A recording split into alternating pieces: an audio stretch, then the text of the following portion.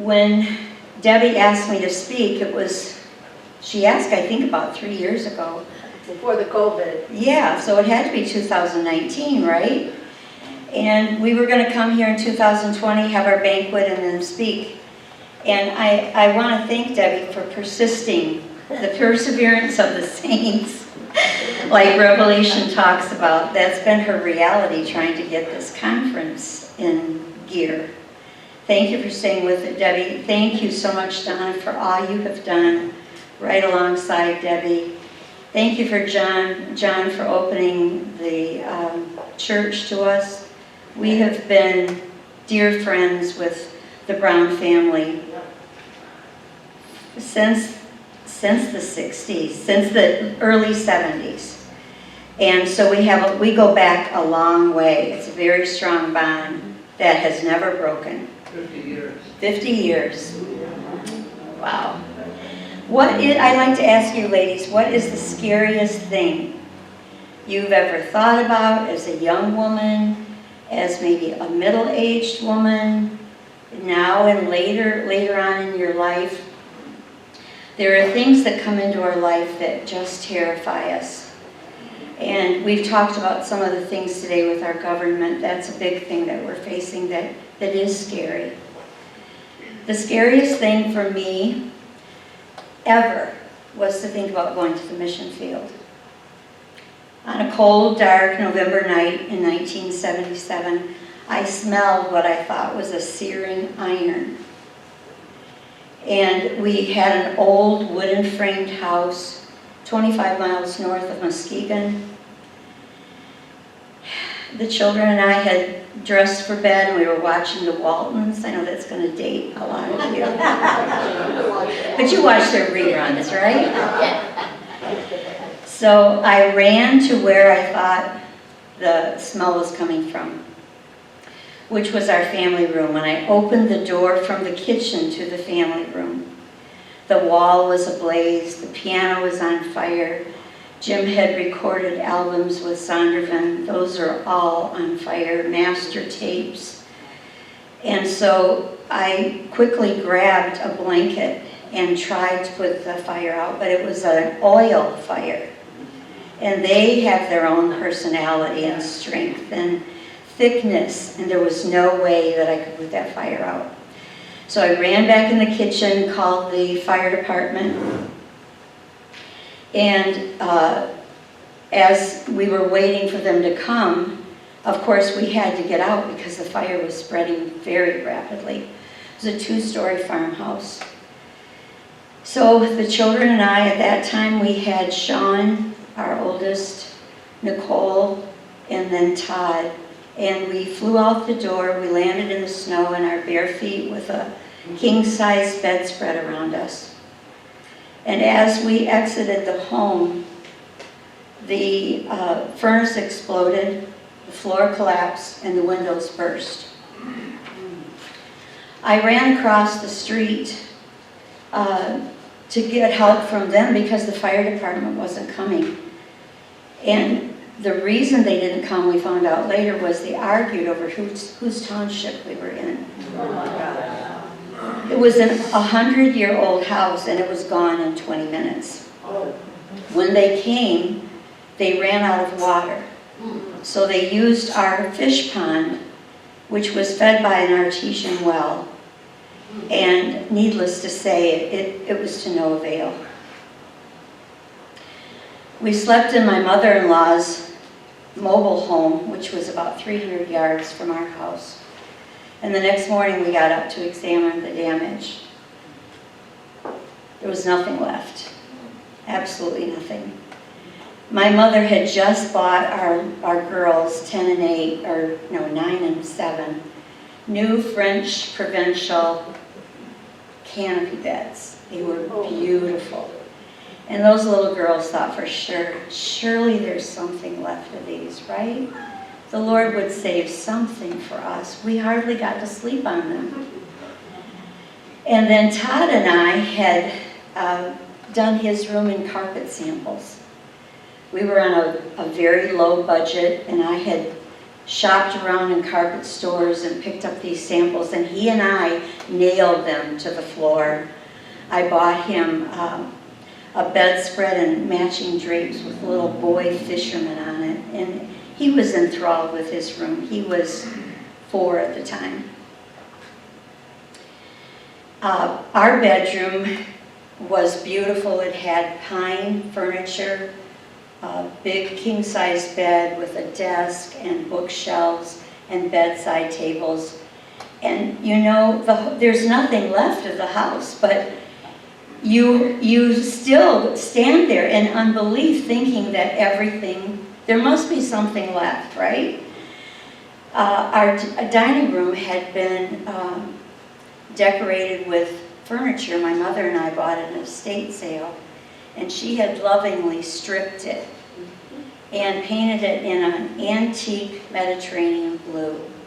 It's one of my most favorite outfits of our home. And of course, it wasn't there. And if you've ever been in a disaster like that with a fire, you know how naked you feel. That's how I felt. I felt shame. I felt like I was naked, and I felt like our identity had been stripped.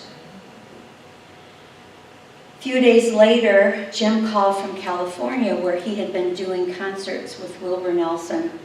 I don't know if any of you have heard from him, but he used to come on the radio with a bird singing, and it was called the Morning Chapel Hour, and he was one of our favorite hosts. We loved him.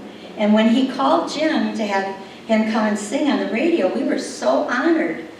So he had found out about the fire through my sister-in-law, and he called and he said, you know, we talked about what happened, what we thought happened. We thought it was from a defective oil space heater.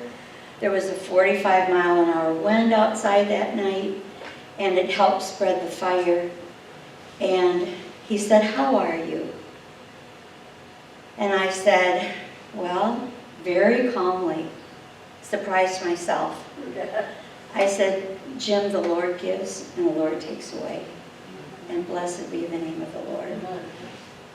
Surprised at what came out of my mouth, but very grateful for the calmness that swept over me, that grace that you only get when you really, really need it. You can't know it ahead of time.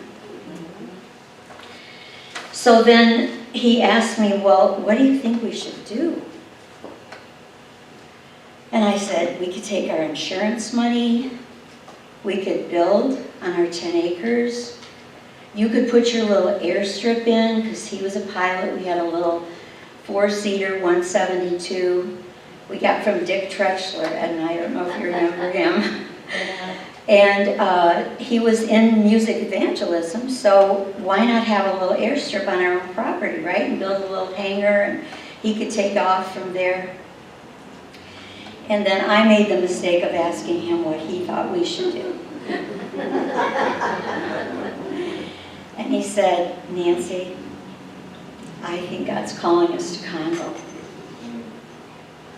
Well, this time there was no calm voice. I said, what? Are you crazy? The house is still smoldering and you're talking about going to Africa? Get real. So he didn't say anything, but you know, my husband is extremely persuasive, especially when he's soft-spoken. And I'm sure the ending of the conversation wasn't that great, you know. And I had the opposite reaction that I had to the first question he asked me. I was so calm and thrilled that God gave me that grace, but when Africa came into the picture, forget it. We had talked about Africa throughout we were married 13 years at the time. And Jim was a co-pastor of a local church in Dearborn. So we had discussed Africa. He had a very unique childhood.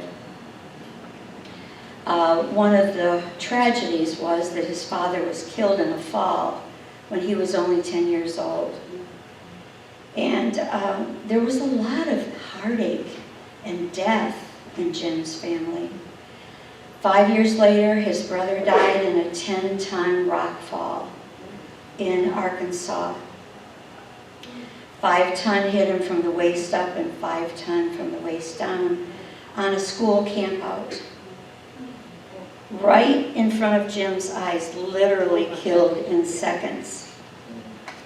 When Jim was just 4 years old, he lost a baby brother who was never diagnosed, died, and they were waiting for the child to die before they could go back from furlough to Africa. And when I thought of Africa, I thought of his dad's death, and I never wanted to go there. However, because of the mercies of God, when Jim's father was alive and his mother, God did amazing things through that couple. As a little boy, he saw 1,200 baptized at a time, 4 times in the lake in front of their home. That was during the Bayanji Awakening. And the Bayanji Awakening meant that these people, before Jim's dad came to preach, were practicing ceremonial cannibalism. They took royalty from the clans. They took babies, their babies, and put them on hot coals, alive, which, of course, the baby would scream. And they wanted that because that scream would call the ancestral spirit down, would bless their gardens, would provide a way of life that they thought they could only have. And interesting, though they had no Bible, they knew that there is no remission of sins without the shedding of blood. They knew that already. So over a 5-year period, 10,000 of the Bayanji tribe accepted Christ. And the Belgian government said, Laban and Marcella, we don't want you baptizing these people. They're just being emotional. They don't know what they're doing. We want you to instruct them for 2 years ahead of time. And they did. Can you believe that? They interviewed all those converts, all those people, taught them the gospel, reassured them of their salvation, gave them the word of God for 2 years before they were baptized. So when they heard that Laban was there, the first time they heard about it, Chief Kumakuma sent 7 men to another mission station where Laban was, and he said, I hear that you're preaching that a man by the name of Jesus Christ died for our sins. We don't want to be killing our babies anymore. We don't want to be killing our young royalty. Come here and tell us about the gospel. And that very same night, Laban said after he ministered, he went from hut to hut in a village near where we live, and they were leading each other to the Lord. That's how ready they were for the gospel. So I had this idea that Congo is a place of death because it took his father when he was only 10, and I tried to run from it. I wasn't the only one. Jim never wanted to go back either because that's where his father died. And there was God, and then there was Laban. I mean, he adored his father, absolutely adored him. So neither one of us ever inquired into mission boards. We never sent an application, and we never prayed about it, because if we prayed, we might end up going there, right? We thought, we have our own ideas about Congo. We've got some good ideas about Congo. We'll take our children there. We'll let them see their heritage, the heritage of their grandfather and their father, and we'll support these young men Jim played with as a child, who've now become pastors. We'll give to them. And as far as I was concerned, I thought that was a great substitute. Until the fire. And then we could not get Africa off our minds.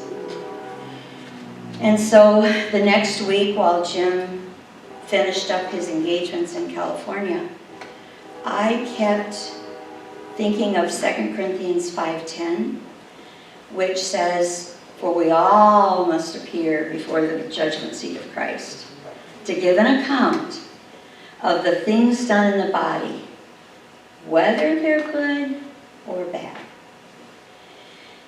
And so I envisioned myself standing before the Lord, giving him reasons why I would never go to Africa. I can't wear heels there, because there's sand. I can't have lunch with my girlfriends at Hudson's. Who remembers Hudson's? Okay. There's no air conditioning there. And of course, there are millions and gazillions of bugs. Who wants to live with that, right? And as I said these things repeatedly, I started laughing like you're laughing and thinking, who do I think I'm fooling? Where once 20 missionary couples had served, they were no longer there because of the rebellion.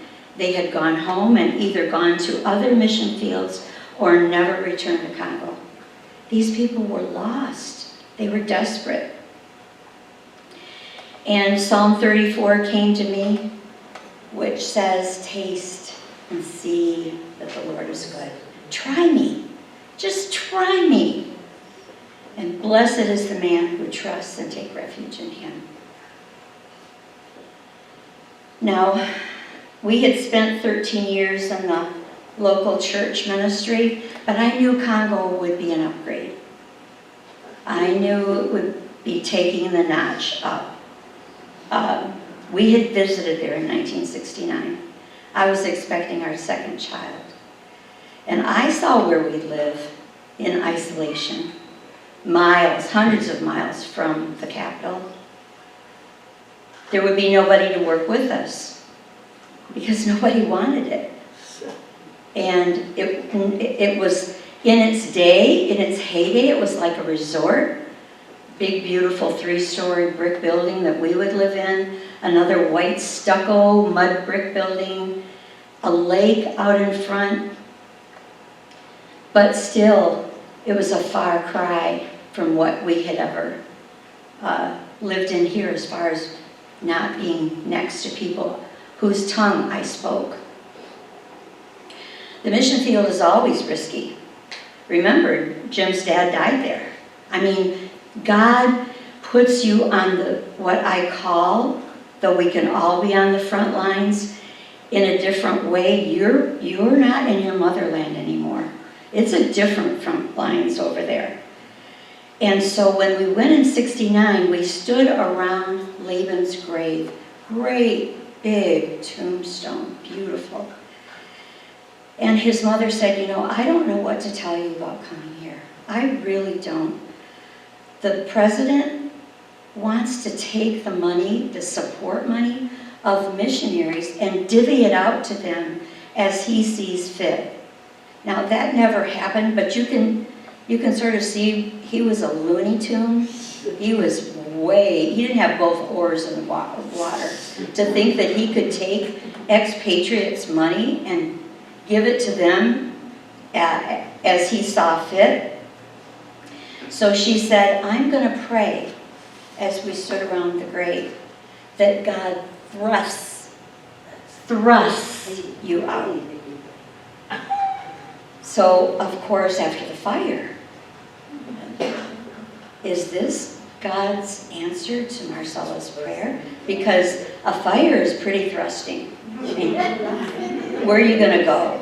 And that's what Jim said. Where are we going to go? We have nothing. I mean, why wouldn't we go? We have nothing left here. We might as well start all over. And why not start all over in Congo? So 50,000 miles later, and 13 months, we left for Africa. And I'm telling you, I was scared to death, kicking and screaming inside. We left on December 6, 1978, and we returned to the hotel we'd stayed in 1969. Well, there'd been a change of government, there wasn't any funding for the hotel, so it had deteriorated. You know that toilet you mentioned? Wow, that was the scene that we walked into. 3 little kids, I'm expecting, and when we opened the door, I saw lizards on the wall. Now, I've since learned to love lizards because they eat bugs. And I know they reside in the palaces of kings, the Bible says. But they were in my bedroom at home. That would be weird to have lizards in your bedroom. We were given 1 gray towel for the 5 of us. And in 1 day, after the change of water and food, we all had diarrhea. We were a mess. And what came to my mind was the adage we'd heard in Bible school about, oh, the will of God fits like a glove. I wonder who came up with that one. And I thought, this doesn't fit any part of my body. So a few days later, we decided to attend the International Church of Kinshasa, which was within walking distance. And we went, and the tradition of that church was, anybody new, we welcome you with open arms. Get up and say what you're going to be doing, where you're going to be living and ministering. And so Jim did just that. He said, my mother is already ahead of us. She had been in the States, but when we decided to go back, she lost her home too 4 months later. Same thing, through a fire on our property. So she decided to go back ahead of us. She knew the ropes. She was 74 at the time. And she was going to prepare the home and get the things that we needed. So he told everybody what we were doing. The church service ended. We went back to our dive. And about a couple hours later, this doctor, who was from the mission station where Jim was delivered because he was born there, as well as his older brother, came up and he knocked on the door, and we all went out in front of the little portico, and he said, Jim, I had to check my story out because I heard you say you were going to go be with your mother, and she's waiting for you. And I'm so sorry to tell you that your mother died 3 weeks ago. She's buried on your missions. She's buried in Keynote because they wanted to do an autopsy on her to make sure that she died, from whatever. And Jim slumped over on this little tiny brick wall, sat there just dumbfounded. Few hours of trying to process this, few hours later, a little Volkswagen Bug drives up. And this lady gets out and she says, Jim and Nancy, I was in church yesterday when you announced you're going up to Nkata and your mother's waiting for you. She did not know that Marcella had passed. And she said, while you were speaking, God told me, take them home with you. Now, I had never seen this woman before. Jim had never seen her. And I'm quite a shy person until I really get to know someone, and reserved. But I said, wait right here, I'll go get the bags.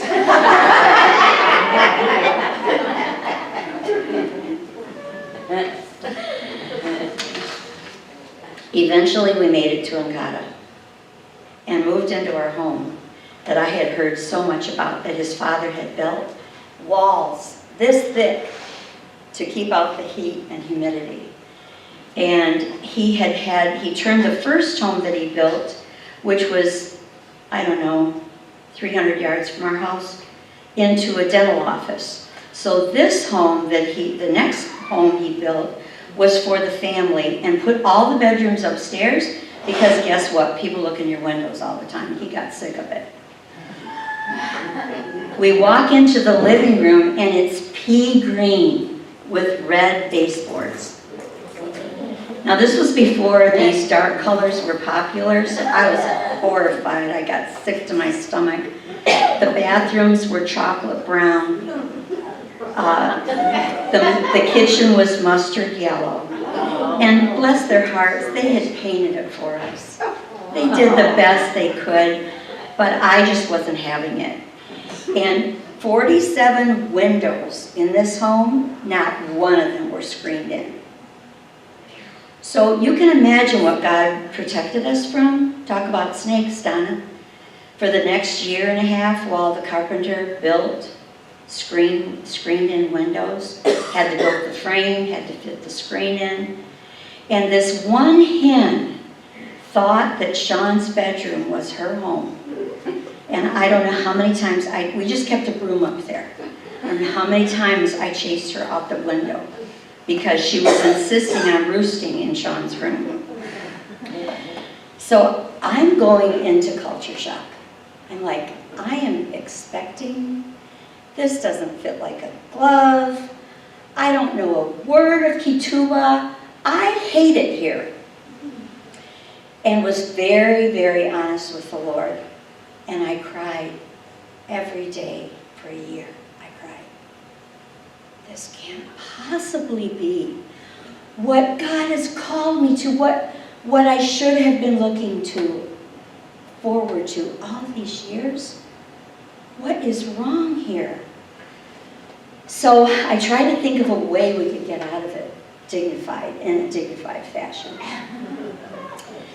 We couldn't go back to Dr. Allen, who was then pastor of Calvary Baptist, which was our home church, because I envisioned his long, bony finger saying, "What are you doing here?"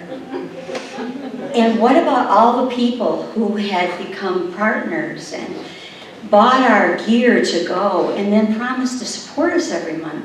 What would we say to them after, being in Africa a month? So I said, Lord, there must be a better way. How could we get out of this horrible place that I thought you called us to, but I don't feel called anymore? And then I got it. The rapture. So every night, because you know why? When I lay in bed at night, I could hear the hordes of rats galloping across the attic floor. There had been 5 missionary families who lived in that home, and they didn't have the means to kill those rats. And so that's what prompted me to think of a way to get out of there. I mean, I have to go to bed with my culture shock and be reminded of my culture shock by the sound of galloping rats in the attic. Well, I prayed and prayed, and as y'all know, it never happened. God never came back for us. So Jim was really concerned about my mental state, and he said, we've got to get you out of here. There's no other missionaries to talk to. You don't know the language. You're expecting, let's go to Kinshasa. So every 6 weeks, we packed up. We packed shovels, we packed water, we packed food, because you have to be totally self-reliant. You can't depend on other missionaries. They're scraping to get their cupboards full. And so we went to Kinshasa, and a dear friend named Dawn Sawatsky held prayer meetings at her home every Friday. And I thought, man, I need prayer. So I couldn't wait to get to those meetings. And we walked in her home, there was carpet on the floor. And it was air conditioned. And she had a big king-size bed, and there were probably 8 to 10 of us. I was the greenest one in the room. And other veteran women missionaries, we all got down on our knees. And she put a box of Kleenex in the middle. And every time we went to Kinshasa, I made a beeline for her house if it was a Friday. And about a year after we had been there, I remember, everybody usually cried for one reason or another. My tears were tears of hysteria. and homesickness. And one day I remembered Revelation. Well, I wanted to share this verse with you. This was my life verse for the first year. It's Psalm 102:6. I was like a melancholy pelican or vulture in the wilderness. But this one Friday, God had been building and building and building in my mind without my knowing it. And I found myself praying out loud, oh Lord, if I only had 4 hands, I would serve you. If I only had 4 feet, I could do a better job. And it was my praise of realizing that He was God and He was omnipotent and He knew my situation. And so now I wanted to really serve Him. And Revelation 5:10, I said it out loud, worthy is the Lamb who was slain. Remember that verse? To receive power and riches, wisdom and strength, honor and glory and blessing. And as I said that, there was a shift in my thought, in my mind. And I thought, I think I can do this. I really do think I'm not going to totally lose my mind. Kinshasa was the place of hundreds and hundreds of missionaries at that time, not anymore.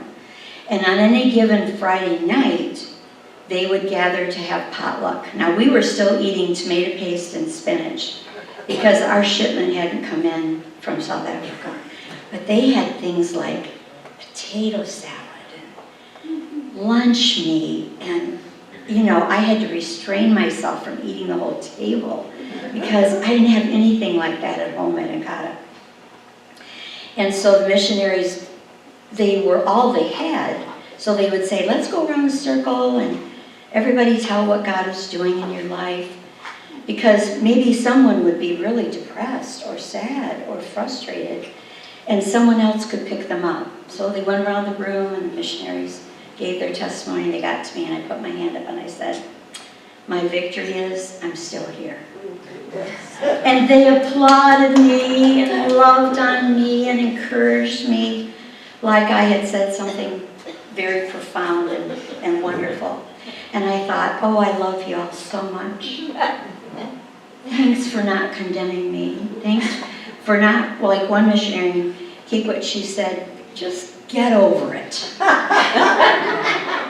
Get over it. Quit your bawling and quit feeling sorry for yourself. And I looked at her and I said, do you think if I could get over it? Don't you think I would? I'm not doing this to draw attention. And, I just, little by little, I learned the language. I hobbled along, little by little. No fireworks were going off. The language didn't come suddenly to me. And that first term in Africa, now as I look back on it, we had our 4th child, John Scott, born 6 months into our term, built an airstrip after removing 1,000 scrub trees, opened a 3-year Bible Institute with 7 students to start, did village evangelism, homeschooled 3 of our kids, and saw God move in ways I never had seen Him move before. Today, the Lord has given us more than 700 graduates from the school. Yes, yay God. 400 churches. We may have more, but we can't get to them, so we don't know. A radio tower that reaches a potential audience of 8 million people. A women's literacy school. I'm giving you this because I want you to see the contrast of this mighty work of God to those first few years, which were full of despair. How He elevated us and kept us going and showed, you know what? You just show up. You just get up tomorrow. Get out of bed and make yourself available to me, and I will take care of you, and I will do the work. opened a literacy school in 2004. The women leave their homes, they risk ostracism and criticism because everybody should do what everybody else does, right? And when you do something a little different, well, then there's something wrong with you. So they leave their norm to come for 3 years. They study 9 books of the Bible. They learn skills such as cooking pancakes and donut holes, which they can sell, and buy paper and pens for their children. Sewing, knitting, crocheting, needlepoint. Of course, many of them don't know how to read, so they have to start from the beginning. They can't write their name. But after 3 years using the Bible as their text, they are elevated to dignity, hope, confidence. And Psalm 3 says, He is the lifter of our heads. And that's what this school does for these women. Villages have been and continue to be evangelized using mass evangelism, one-on-one. Each convert at whatever village we go to is, if they, I say convert, if they express an interest in Jesus and they want to be dealt with, they're given a little piece of white paper. They bring that paper to one of the pastors. They're individually dealt with, and the gospel is preached to them 2 other times before they leave that night. Our little dispensary delivers more babies than any other county. We have a wonderful national midwife and head nurse. The very thing I so feared and dreaded and ran away from for 13 years. That very thing became the most dear thing to my heart, aside from being Jim's wife and being my children's mother. Because I always thought I had to walk the aisle. I don't know where I got that from, but when we grew up, their missionaries would come. They don't even come to churches anymore because churches don't have them. Not Ecorse. But, so I never walked the aisle, and I thought I should do that if I wanted to go to the field. That somehow was a prerequisite, whatever. I never wanted to live in the bush where there was no hospital.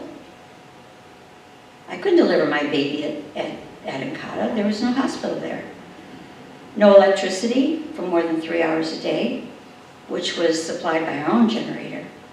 I didn't want to go where I didn't know one word of Kituwa. I didn't want to go to a land that claimed my father-in-law and eventually my mother-in-law. I didn't want to live in the bush where the closest grocery store was 60 miles away, knowing there would be intense loneliness. How would I even deal with culture shock? I didn't want to give birth to my baby there. And I didn't want my children to live in a land where they would never see their grandparents, except when they went home on furlough. But that place became my second home. That place became the place where I would thrive and witness miracle after miracle and see the hand of God. I mean, really, every day. Because you can make plan A, but in Congo, you might get to J before it really works. This became my heritage. Congo became my heritage, and it became the heritage of my children. It became my life. It became my joy. And what if I'd said no? What if I had let those stupid excuses that I thought were my identity and I could not live without? God would have done what he does because he doesn't need me to do it. But how I would have missed out. How my life would not know the enrichment that it knows today. Were there prices to pay? Of course. Jim had a closed head injury there in '89. It was a brutal 5 years. before he returned to his baseline. We encountered a reprobate pastor who we had no idea this was going on. It took us 3 years to find out. He would sleep with the girls in high school at his insistence, not theirs, and then get up and preach in the pulpit on Sunday morning. He threatened to cut the heads off our pastors if we didn't comply to his wishes. He was an evil, evil man from the pit of hell, demon-possessed, and God is the only one who could deal with him, and he did. He got him out of there. I didn't want to pay the price of being separated from my children. They went away to high school. I cried all the way home when we went to go see them in Kinshasa. But you know what? If I had it to do over again, I would do it. I would do it. So I know there are things in your lives, ladies, because we are ladies, because we are the caretakers, because we are the givers, because we are the fixers. There are things that might be scaring you. And God might be asking you to make a decision to jump out of the boat. Trust him. Taste and see that he's good. He will never, and I think it's 3 times, right, John? Never, never, no, never forsake you. And whatever it is, whatever doom and gloom we're facing in these last days, all we need is his presence, right? Because he will give that grace at the moment we need it. He will not come through. There's a chapter, there's a verse in Isaiah 8. I wish I could remember all of it. But basically it's, don't be afraid of Jesus. Don't doubt him. And you know what the Bible said? I'm sure you've all heard this. Don't be afraid is in the Bible 365 times. But I say, David said, when I am afraid, I will trust in you. So that's God telling us. That doesn't mean we're going to trust him 365 days a year. But there is this book in Isaiah chapter 8, this verse in Isaiah 8 that says, be careful. Be careful what you do with the Lord. Because if you fear him and you stay there, everybody gets scared. I'm not talking about that. Let him be your dread and let him be your fear, lest you disown him, you don't trust him. And he will make a sanctuary for you where you can keep it together. You might lose it, but you'll get it back together. We are imperfect clay temples, and he knows that. So I am praising the Lord for sustaining our family. My husband has had closed head injury, leukemia in 2015, and he had a stroke 2 years ago, and he's still going. He's a trophy of God's grace. And we're all trophies. Can you hardly wait till we stand before him? And he's all about acceptance and affirmation and, oh, come in, my darling child. Let's visit. Let's talk. I can't wait to get there to talk to Laban about really what got him, what just made him have a meltdown, or what made him totally sink inside. Because he went out there 40 years before us, and I can't imagine how dark it was then. God has wonderful things in store. I have to tell myself, get up today with anticipation. Anticipate the goodness of God, what he's going to do before you. I had to do that with the banquet. Because 2 weeks ago, it was just a big blob. And God put it together, something I could never have done. And I kept praying, Lord, glorify yourself, glorify yourself. It's all about your glory. And he came through. And this today, Deb, I'm sure 3 years ago, it was like an albatross around your neck. But look what God did. So I commend you. I commend all you ladies who walk with the Lord, who determine, who dare to be Daniels. We dare to be the great women of the Bible, Deborah's and Mary. And I would even say Job's wife. I was talking to Dana about how hard we are on Job's wife. How would you feel if you lost 10 children at once? We dare not condemn her. We don't even know what that's like to begin with, and we never knew her. And so, may God help us all to get up in hope in the morning and go to bed in hope in the evening. God bless you all.